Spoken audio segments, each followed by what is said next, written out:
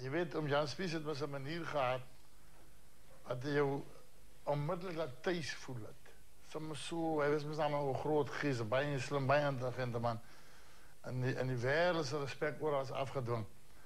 En hij keek me één dag zo, maar ik ken hem ongelukkig zoals hij praatte. Toen zei hij van mij, hij heeft in het dorp gestapt. Hij heeft altijd ons aangepraat als hij iets wil drinken voor een programma's opname. En hij zei, als drinkenaar, zat praat jullie daar. Nonsens, hij heeft nog niet nonsens gezegd.